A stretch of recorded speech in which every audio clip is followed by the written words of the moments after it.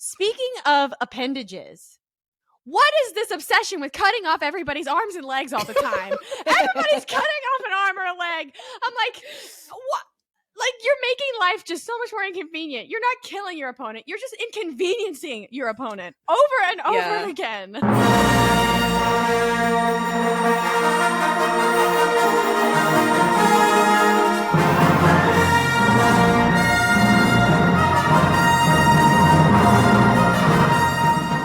Cristina, you want to go first on Cars? On Cars? Okay. So I will say I didn't get to watch all three. I was highly ambitious and I thought I was going to get through all three. I got through the first one and I cried. Like, just, it made me cry. I was like, the sportsmanship. And, I loved all the tiny little details about how, like, anytime you do a film adaptation, a lot of the times they don't necessarily get the real world facts, right? Mm-hmm. And I mean, this is a universe where the cars are alive, so, real world is very subjective, but I enjoyed, like, the real dynamics of a pit crew, the real, like, you were seeing all the flag system being used and the lead car, like, all of those little things where it was just like, I get it. I understand that, like, importance of those dynamics and why it's critical in this moment. Like, I get it. I also, on that first lap, spoiler alerts in this for anybody who hasn't watched Cars, in the opening lap, where, like, I knew he was going to get a puncture. Yeah. I was like, I see where this is going. I know exactly where you're taking this, Cars. Puncture. In terms of in terms of realism, am I wrong in saying that they said the Piston 200 or 300 was 200 laps instead of 200 miles? Because isn't that, like, the Indy 500 is 250 laps at 2 miles a lap, so it's 500 miles. Whereas in the movie, they were intimating that the Piston 200 was 200 laps. So short of it being a mile-long track, wouldn't that... Okay, I guess I'm answering my own question. I'll go now. Maybe it's a mile-long track. Maybe that's what it is. Yeah, I don't remember them specializing. It's a movie for kids. Specifying. Yeah, I don't know if they specified the length of the track, but yes, they did have the countdowns for the number of laps. But Cars 2. I started watching Cars 2, and I was like, this is out of left field. Yeah, it's a big deviant from Cars 1. Before we go into Cars 2, though, I do have a couple of questions. What did you think of Guido? Which one was Guido and Luigi? The the Italians? Okay, yes, okay. In my mind, they're just the little Italians. Yeah. Like, I keep, in my head, I call the little guy Pit Stop, because they always call him Pit Stop, right? Oh, yeah, because he goes, Pit Stop. Yes, I didn't clock it initially that he had a name that wasn't Pit Stop. That's okay. I'll rewatch it and get all caught up on the lore at one point or another. But so fun. So sweet. So good. So just, I didn't know this. Adorable. And I've seen the movie a million times. And my husband, who can quote the entire movie to you, like, cold, he has seen it a million times. Shout out to my followers on Instagram, because you guys are the realest, because you guys, they messaged me when I posted the thing about you guys watching Cars for the first time, and I said something about Lewis Hamilton may or may not make an appearance in the second movie, and a bunch of my followers were telling me in my comments, they're like, Michael Schumacher's in the first one. Mm-hmm. And I did not know that. Mm-hmm. I didn't know. He voices the Ferrari at the end that goes and visits Guido and Luigi. Mm-hmm. He voices himself. He's like, because, like, that's why Luigi, like, passes out when he sees him, because he's like, Michael Schumacher. Okay, the voice did sound familiar. Yeah, it's Michael. I was like, this is a really good, like, this is a voice. Yeah. Okay, that makes sense. Yeah, I thought that was cool. And it gave me a lot of respect for Pixar and the way that they make movies, that they made Cars and brought in, for all three of the movies, brought in relevant people that are in motorsport to be a part of it. I just think that's really cool. And they built the King after, he's modeled after, NASCAR legend. Richard Petty? Yes. He's voiced by Richard Petty. Yeah. But he's also like the car and everything is like modeled after his car. I went on. I sat there on IMDb the whole movie, and every time I heard a voice, I would just scroll through the cast list to see who did it, because they would change the names of the, like, even the announcers were Mhm. actual announcers, but they would change the names to be car related. Mhm. Yeah. And to be honest, like the first movie, I thought was great. I thought it was a Hmm. good movie. I love a lot of the detail and tie-ins to the real motorsport world. But my favorite part of that entire film was the post-credit scene where they're watching all the Pixar movies Yeah. redone with cars, like Monsters Inc. with cars, Toy Story with cars, because Tim Allen came back to play. Yeah. Either he came back or they used his voice from the original film and just made a Cars animation version. Yeah. But I saw that Tim Allen was listed and Tom Hanks was listed in the credits. I was like, where? I'm watching the whole movie looking for the Buzz Lightyear car because I saw it listed on IMDb and it wasn't there. So Yeah, they Oh yeah. my really they goodness. pulled out all the stops to make a joke. They pulled out all the stops for the Hmm. Cars movie. But okay, moving on to Cars 2, they go international. I You meet when Francesco. I Go ahead. yeah. Go. I liked the spy characters. I really did. I thought that was fun. But I really do wish that they had less of the spy stuff and more of just that international circuits. Mhm. Like that is a very fun concept. Like we explored American oval racing and now let's explore these other styles. I I appreciate that. Mhm. But yeah, the whole spy angle, it kind of got lost on me. I was like, this is not it's not enough motorsports. Well, and I think that like having the Mater character was kind of the star after they made Cars 1, and so they knew Mhm. going into Cars 2 that they needed to maximize on Tow Mater. Mhm. More so than Lightning McQueen, but that Lightning McQueen was still essential. And Mhm. because it definitely, Cars 2 definitely feels like Mater's movie. It doesn't really feel Yeah. like it's Lightning McQueen's movie. But my husband will quote the "Don't eat the pistachio ice cream" all the time. I love Anytime that. we get sushi, it's always "Don't eat the pistachio ice cream." But did you catch Lewis in Mm-hmm. Cars 2? Yeah. Yeah. Oh yeah. I That was quality.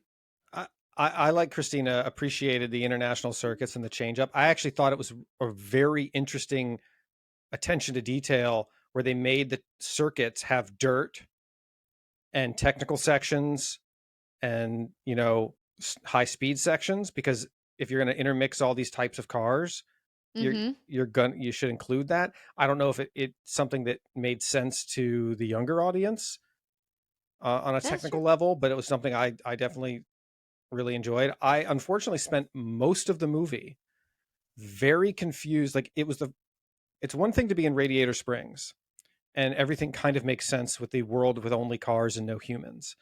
But then you start traveling the world and you have like a spy who's like using grappling hooks and they're going on oil rigs and they're going around like Paris and Italy.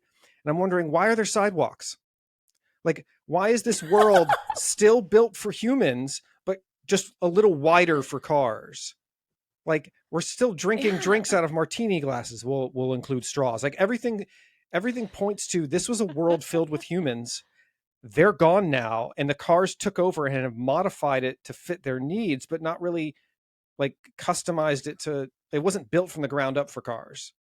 Is what Mhm. what I'm saying. Oh my Well, because 'cause you're gosh, it's dealing like with a lot more post-apocalyptic. buildings. Like, with the Cars 1, you're only ever in Radiator Springs Mm-hmm. or Hmm. you're at a track, and it's really easy to adjust the track to fit only cars because tracks are already kinda made for cars anyway. Hmm. But once you're taking them to Paris and to, all over the place, the world building gets a little more difficult.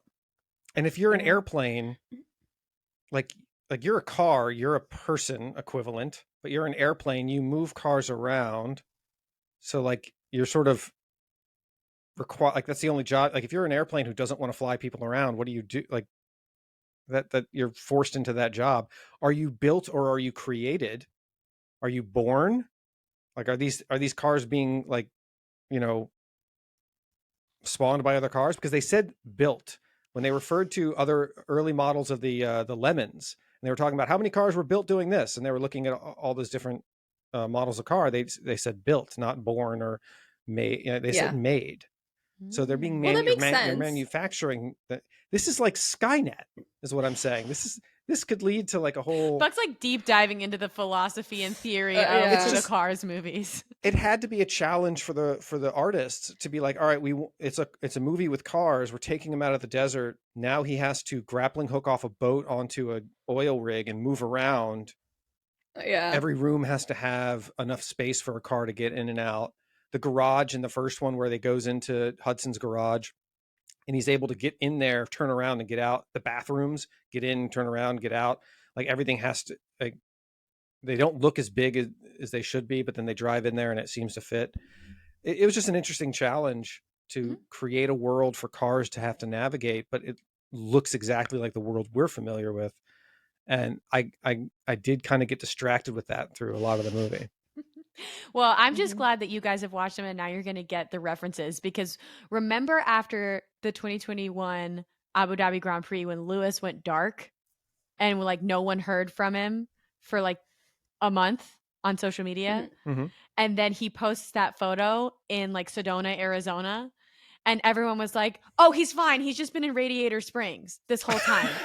That was like the joke. Everyone was like, oh, he Lightning McQueen and has just been in Radiator Springs to like get himself back together. And now he's fine. And now I'm like, now they're going to get the jokes. Now they're going to get it. Because he posts this photo in like Arizona. Yeah. So yeah, good. you'll start to see Cars jokes everywhere. So of course. And you'll see Francesco Bartoli with the I am triple speed. You'll see that now everywhere.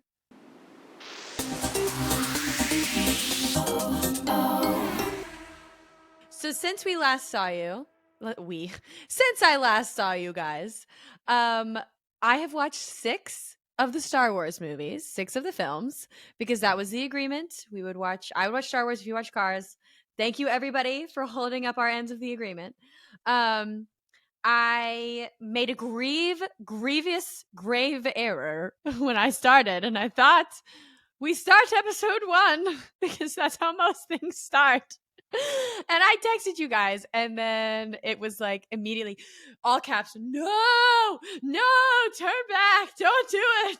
No, you're starting it wrong. And I'm just getting like flooded. So I was like, stop everything. Turn the ship around. And watched 4, 5, and 6, and 1, 2, and 3.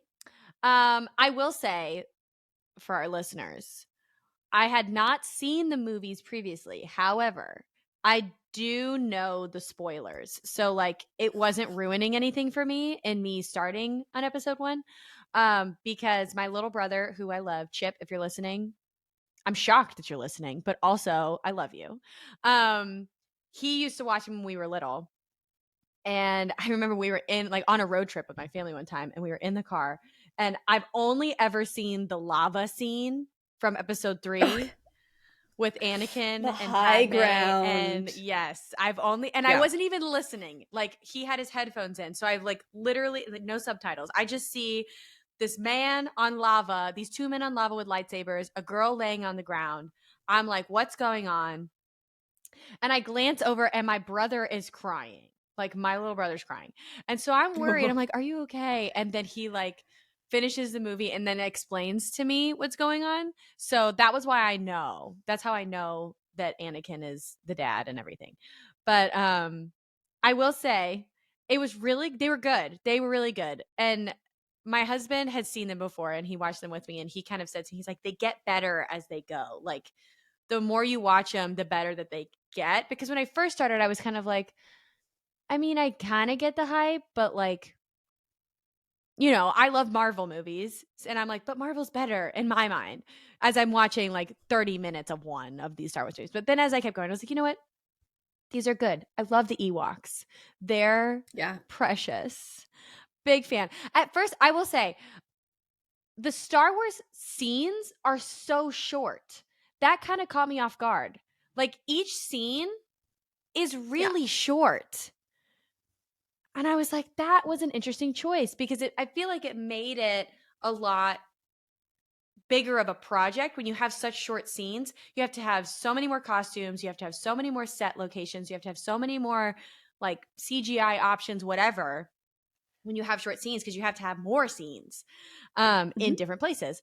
It's a really good concept. I think it laid the ground for most of modern, movie making today. I had a lot of fun looking up the actors and like what they've been in since then. And I've made it all the way through episode 6. So how many are there after 6? Like, when do I start getting into the Just TV shows? There's 3 more? 3 more main Four. timeline movie. 4. 4 Rogue One movies. is, I consider Rogue One the cap, and you can watch Rogue One next. It doesn't. Okay. I think you're probably better off watching it next Okay. because it really does. It adds a nice little happy meal to the original 6, and then there's the next 3, I guess, are the most recent 3, which are, the next generation of that story. Okay. Yeah. And they were okay. I don't know. I'm sort of ambivalent about them, but yeah. Okay, here's my one question. I do have a question. Mhm. So many times while I'm watching the movies, I would think to myself, you have the Force. Why aren't you using it right now to grab your lightsaber? Like when Liam Neeson, when he died, I'm like, my dude, you could have like forced your way out of this moment. Like, use the Force. Like, move with the Force. Move. That's going to be a meme. Use the Force. Move. Like, the Force only is used, I feel like, when it's not as convenient. Whereas, like, the most convenient moments to use the Force, we're not using the Force. Like, if Yoda can force hold like half of a mountain over someone from like hitting someone, why can't he force the ship from flying away and keep it there for like 2 more seconds so they can get on and get their people? You know what I mean? Like, that gets used in one of the new films. Yeah, make that make sense to me. Like, come on, people. That honestly, I think is Lindsay just asked that question. We were watching Mandalorian the other day, and she said the same thing. Like, why isn't he doing this, this, or this? I think it comes down to the 2 things. Realistically, it's the writers. Yeah. Like if you did that all the time, it would kind of be, all right, well, what was you just walk in and break everyone's neck real quick. That's what I'm saying. But the other thing is, if you're thinking about it in terms of that world, that universe, that reality, it takes a lot of concentration to use it. It's like another appendage. So while you're worrying about this thing barreling down at you, you also have to think, I don't know what it means to use the Force, but imagine it takes a lot of concentration and a lot of extra brain power, and you're already worrying about defending yourself with a sword and also doing that.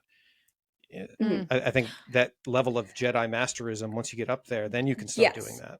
And like The Mandalorian, I feel like gave me at least the best context for what using the Force is like, because they have a character who's a youngling and he is like tiny little baby kind of a thing.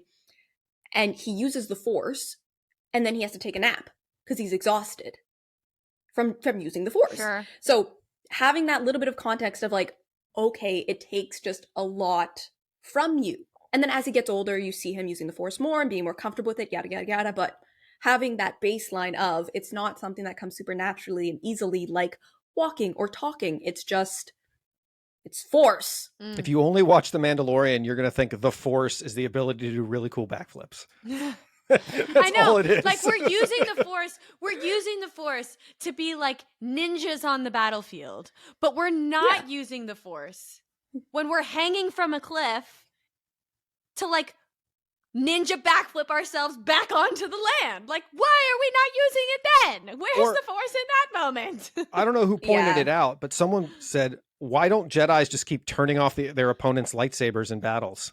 Like come on. Honestly, I will say someone probably did that at one point, and then they started just making lightsabers like with a Force protector, or like there's probably some lore that But explains. if Some the kind of Force buff? is everything, there is no Force protector. Even the Force protector is the Force. But here's my question, because Buck brought up something about like the Force being an appendage. Speaking of appendages, what is this obsession with cutting off everybody's arms and legs all the time? Everybody's cutting off an arm or a leg. I'm like, what? Like, you're making life just so much more inconvenient. You're not killing your opponent. You're just inconveniencing your opponent over and over again. Like, when Anakin, like, lost legs and arm, I was like, well, like, my dude, finish the job, Obi-Wan. Finish the job. You have to go for the head. Like, I've go seen for the Thor do head. this. I know what's supposed to happen here. yeah, go for the head. Goodness gracious, finish the job. Like, don't just, and that was the other thing. I was like, because then my husband was like, well, he loves him. He doesn't want to kill him. So he's letting him burn alive in the lava. He's letting that do the job. Like, that's worse than if he just goes and finishes it. And then everyone's fine and everyone's better at that point. Not that I'm saying Anakin needs to die. He still has good in him. I get that. But like, what is with that? Like, and then when he cut Luke's arm off, I'm like, oh my gosh. Like, we're just all cutting off arms and legs all the time. This is so extra. Yeah. But I felt like it was unnecessary, the amount of appendages that were lost. Also, the random lightning power. I'm like, oh, so now there's lightning power? Like, we're just introducing a new thing. And like, is the lightning power more powerful? Also, why did the lightning power like warp how Mr. Bad Guy looked, but then Luke is getting like 15 minutes straight of lightning power and then still looks the same? Darn good point. I think that's a difference in the films. I always bumped on the fact that the Sith got lightning power. The Jedi's never really used that. And Christina, correct me if I'm wrong. I've never seen a Jedi use the light force lightning. Where Yoda did. Yoda did. Yeah. Okay. And in 789, there's a use of it as well. Jedi's. Yes. Who in 789 would have used it? There was only one Jedi. There's literally a movie called Last Jedi. There's one. Rey would technically count as a Jedi. She used it? Okay. For the Yes, she does. The holding the rocks up thing? No.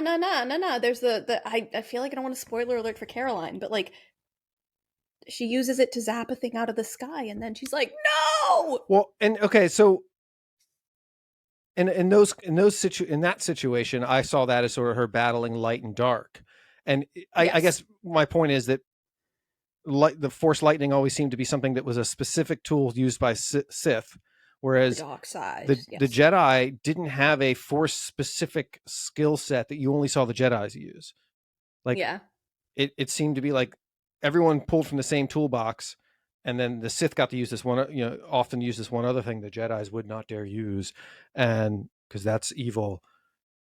I'm like, I wish they had something fighting like Ugly Face in the arena. I'll go. I will say the healing thing. I've never seen a Sith use the healing ability that we do see that happen. I think. Yeah. Well, I guess later. Yeah. In the later ones. Okay, maybe that's. I'm over here answering my own questions all day. Also, other question. I said to my husband, I was like, so let me get this right. Anakin turns to the dark side to save Padme and his kids, and then has no qualms going and slaughtering like 40 children. Yeah. What? Well, 39 if you count. If you watch The Mandalorian, it's one less than you think. Oh, okay. At least it's only 39. Like goes and kills all these kids, and he's just like, that's fine because I'm saving kids. What? No. That's not a good ratio, my dude. I guess I just also I said to my husband, I was like, how does anybody get trained as a Jedi when anybody with the Force, the Jedi Council is like, no, we will not train them. I'm like, then who does get picked? Because these people like Luke and like Anakin that have these high megalodorala, whatever count in their body, like And they're like, no, we will not train you, highly talented person. I'm like, then who does get to be a Jedi? Because what the heck? Midichlorians were a hot button issue in the was it 90s, 2000, whenever the original or the 1, 2, and 3 came out. Yeah. Notice there was no mention of midichlorians in 4, 5, and 6 because they didn't exist in the 70s and 80s. It was not a biological element to your body. You were not genetically predisposed to the Force. Whereas that's what they wrote in. He wrote in later in the 90s, this genetic predisposition that you could test for. And the young people who grew up on the originals were pretty pissed about it because it's like, why would you take something that kind of like people's faith and religion, like there are stories behind it, but when you add that bit of definition, it takes away some of the mystery and mysticism and it now puts you in a new box that now you have to follow these rules. And people didn't like it. Yeah. Understandable. Not everything needs to be explained. Sometimes it's just space magic. Yeah, that's kind of the summary of it all. It's like, you know what? Space magic is the answer. Also, big fan of Obi-Wan. Obi-Wan of episodes 1, 2, and 3, I should say. I feel like Obi-Wan of 4, 5, and 6. I didn't believe he was dead like the whole time. I was like, wait a second. So you're telling me that, first of all, when Luke's aunt and uncle died, he like didn't even cry. He's standing there watching their burned corpses, which, by the way, graphic. Okay, like holy graphic. That moment was, and he's just like, oh, they're dead, bummer, let's go on an adventure. I'm like, they raised you, they're the only parents you've known, and you're like, yeah, I'm gonna go with the crazy dude that everyone says is a Looney Tune named Ben, and I'm gonna go across space and time with him. But then when Vader kills Obi-Wan, he just like vanishes into like a mist of robes. And then I'm like, okay, wait a second. So you're going to tell me that we got graphic burnt exposed skull corpses for his aunt and uncle, but Obi-Wan just kind of fades. Also, wherever he went, is he naked now? Like, he doesn't have his robes. Where did he go? Like, what the heck? What is happening? Canonically now, in my mind, all dead Jedi are nude. It's a nudist afterlife. Like, we don't see any burning or anything. He just kind of like vanishes and leaves all clothes behind. Like, where'd you go, Obi-Wan? The Jedi do that. They have a tendency to do that. But when Yoda died, I don't think he did that when he died. Yes. There are some he did? Okay. He disappeared. Now I have to go back and look. He disappears and the blankets go down. But I don't know if we don't his know what clothes were still there. Yeah. I don't know. Oh, gosh. Yeah. Why? I guarantee this is you're not the first person to ask this question, but this is like, I do think an important question. It is an important question. But when he sees them in ghost form, they're clothed. So I'm like, at least they're saving our eyes in that regard. Also, the little sand desert people with the glowing eyes. As soon as they showed up, I was like, I can't watch this. This is going to be nightmares. This is going to give me nightmares. I can't watch these little people with glowing eyes in the dark corners watching you. Absolutely not. No, I'm not doing this. Also, were they utilizing children for this? Were there children playing these roles? Probably. They for the Ewoks, it was an army of little people. That's what I was wondering. No, but some of them are and then others are kids. Okay, I wasn't sure. I do think there's a mix. I wasn't sure. I'd have to look into that, but yeah. Also,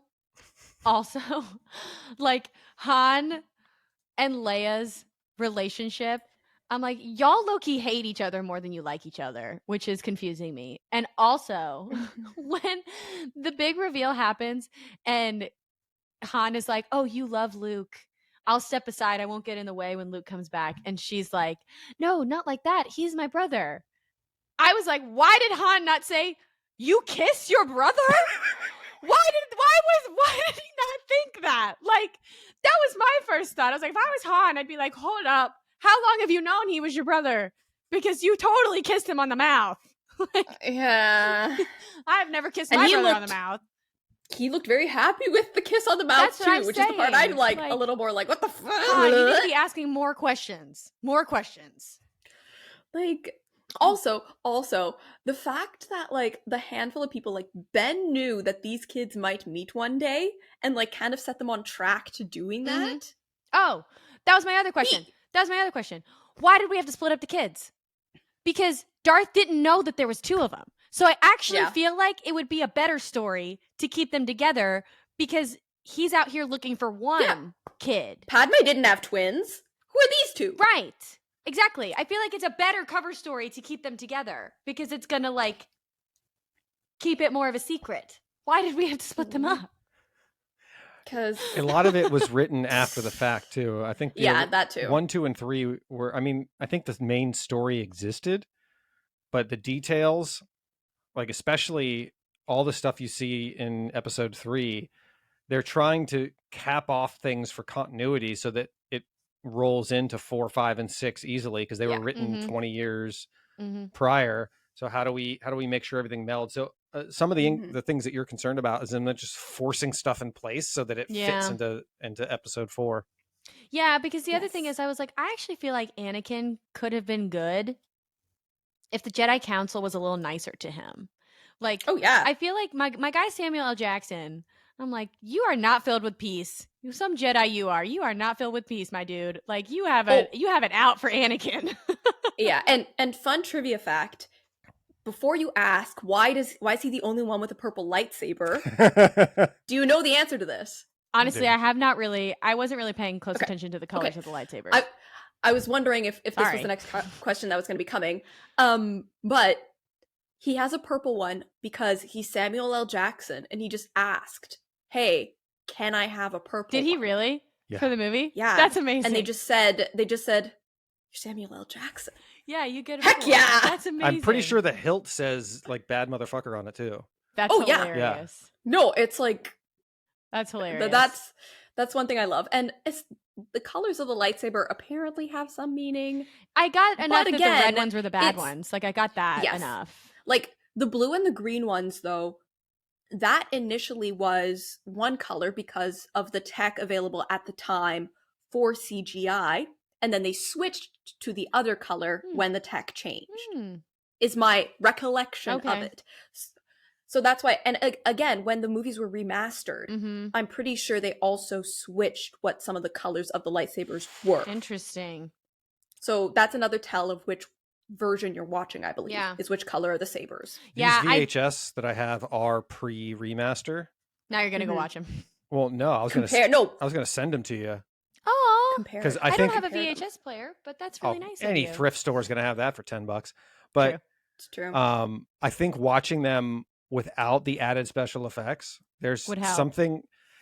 You have to put yourself in the place of somebody in 1980 who had never seen what we know, like what you know, watching the Marvel films and how easy it is to create those worlds. It was, I think, a lot of the love and the passion people have for it is tied to the fact that it's the first time they ever saw that come to life. Yeah.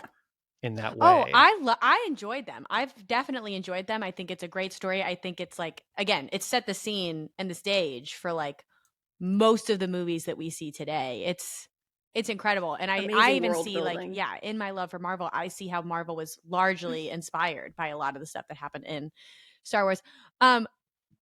Last like theory question I have, because I noticed in episodes 1, 2, and 3 that there's like a hairstyle thing for if you're a master versus if you're an apprentice versus if you're like not a Jedi or whatever. Because when you're like learning, you have the rat tail and the little braid. Yep. That was a choice. And I was like, because at first, in the first one, we see Obi-Wan, he's Mr. like shaved head, rat tail, braid. And we see absolute G of Liam Neeson, who I adore, with like Mr. like Goldilocks. And then episode 2, we see Obi-Wan's like, he's getting the flow because he's a master now. When you're a master, you get to grow your hair out. When you're an apprentice, you you have your special thing. And we see Anakin with his like little apprentice haircut. Why is he allowed to grow his hair out in episode 3? He's not a master. I think he was. I don't know if it's master or if like. I don't know if you're making the distinction. Yeah, But because there's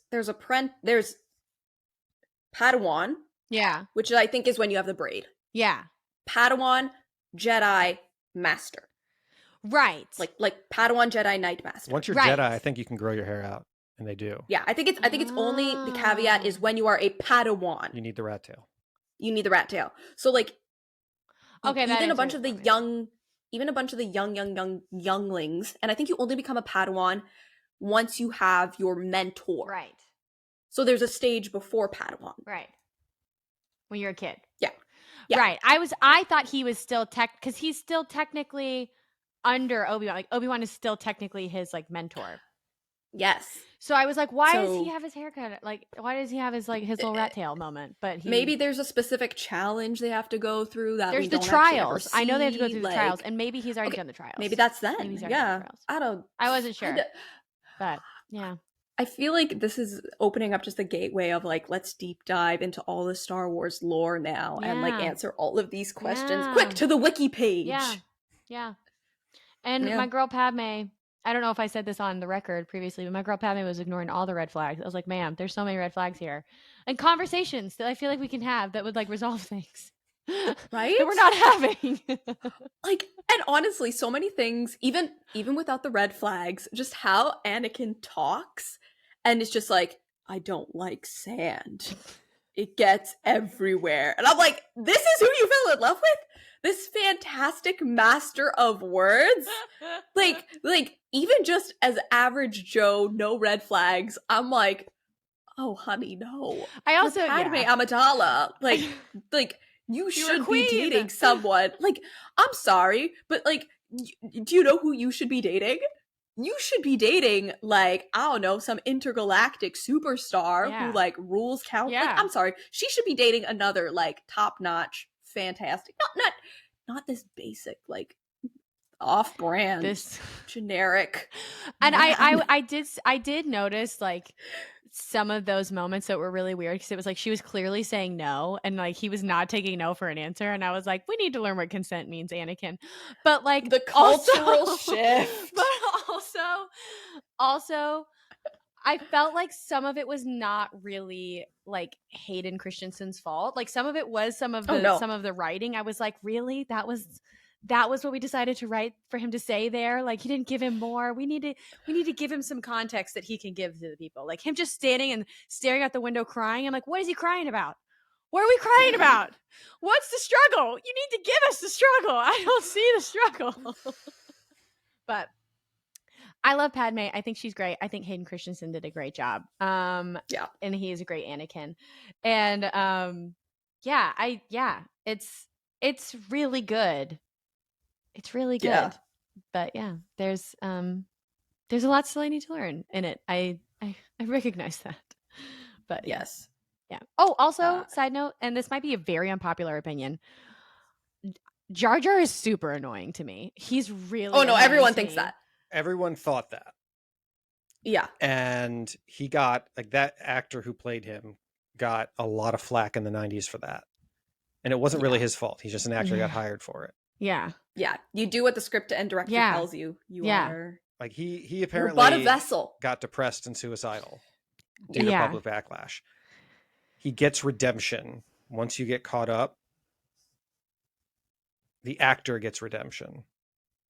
I don't have And anything against the actor. I have everything against the choices of Jar Jar. I'm like, why? Why was this created? Yes. George What Lucas is said it this? was because it's for the kids. These movies were made for kids. Like, Has he ever met a child? well, So the we kids have didn't mind him. children slaughter in the Well, movies. I don't know if the For reporter the was kids. Like,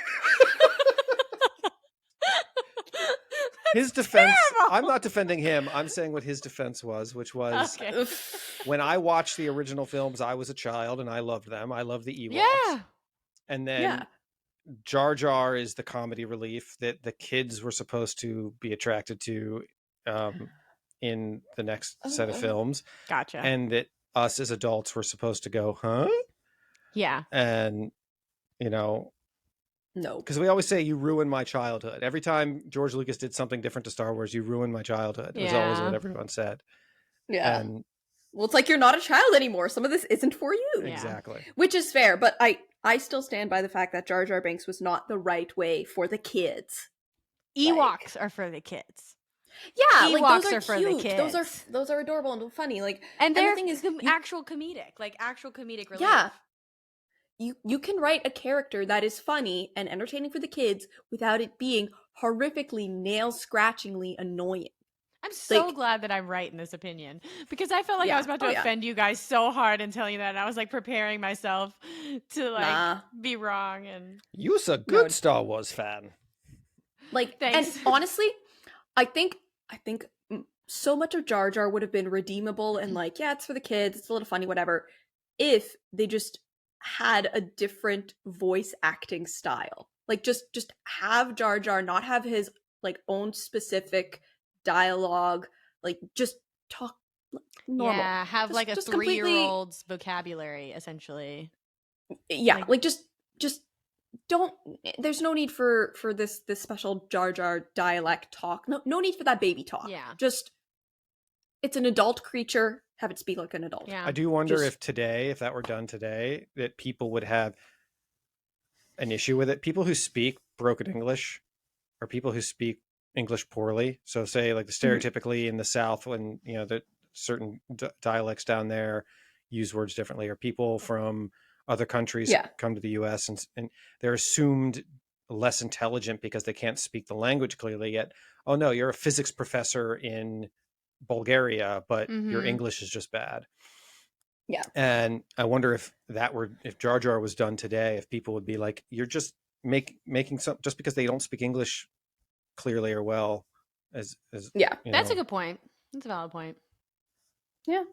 But that's the summary of my thoughts. That's awesome. I'm very excited to have you on board. We're on board. The TV shows. I'm excited to like Rey. I'm excited to like Rey. Yeah. Oh yeah. No, she's fantastic. You're still gonna have the same sort of like, what the hell questions. Where's everybody's clothes? Okay, especially this last trilogy is like the example to use of why you should always have an outline before you start anything. Okay. Like, okay. I was really confused by that. How did Rian Johnson write a film that's after the sequel to a film someone else wrote? Like, none of that made sense to me. They were writing them as they went. Like, you're doing a trilogy. Start with your main plot line that you want to cover over all 3 movies, and make sure you cover that and like split it up into the 3. And then, yes, if directors want to add their own fun little side quests, yeah, of course, that's within their creative freedoms. But like, no, you have to, ahead of time, if you're doing a trilogy, map it out. Like, a high school teacher isn't going to let you freehand an essay. Why are you doing this with a multi-billion-dollar franchise? You dumbasses. One good thing, and this will answer Caroline's question. You earlier were criticizing the Jedi Council for being like not letting people, become Jedis, or being very strict about that and being kind of dickish. The next 3 movies, really, I think we grew up with the notion of that the Jedi were infallible and all good and all knowing or whatever. The next 3 movies really put it in perspective that like the Jedi Council and the Jedi community, just because they were on the side of good doesn't mean they were always right, and lets you kind of see where their faults may have lied, and that gets examined a little bit in that way, and you can see like, all right, yeah, okay. But...